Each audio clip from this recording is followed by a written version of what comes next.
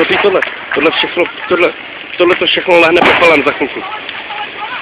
Tady to taky, to bude tohle bude, tady už to hodí, hele podívej, ty plameny, ty pičo, se to blíží k nám, ty vole, to už nosí tak, ty vole, nový dýmy, ty budou taky raketle, Tome.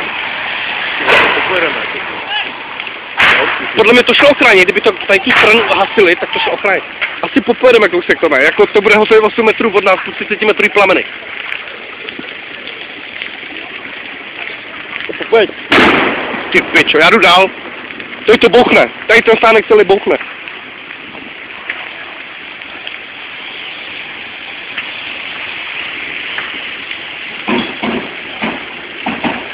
Už to bouchá.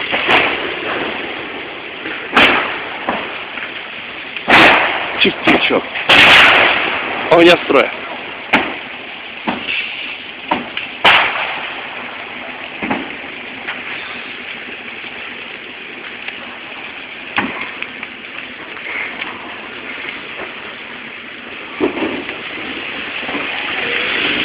To ještě neviděl, ty vole, tohle.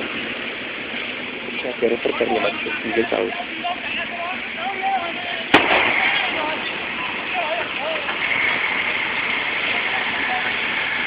Piče, teda, už to hasej.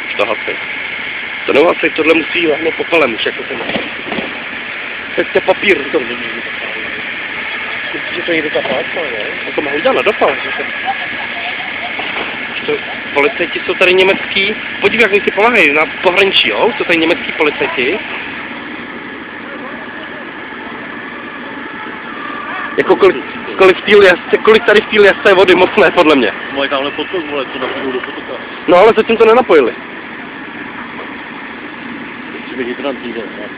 Co by měl být, no? Tamhle háčko červený. Tady je háčko. Tady je taky hydrant. By to mě napojit. Ty si funguje teda, víš jak... Do těho nabourali, do tady toho hydrantu.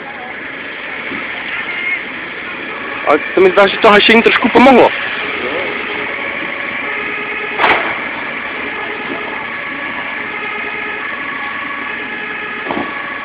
Že si ty auto tam nechali stát, dáme to má prd gumu, ale když tamhle. Už má někoho vnitřku něco. Jo.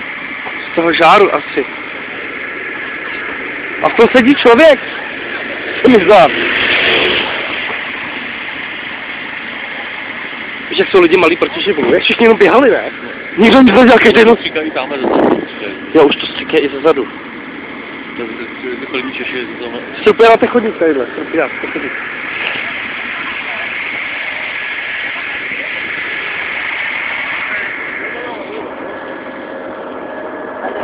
Jo, tady jsem,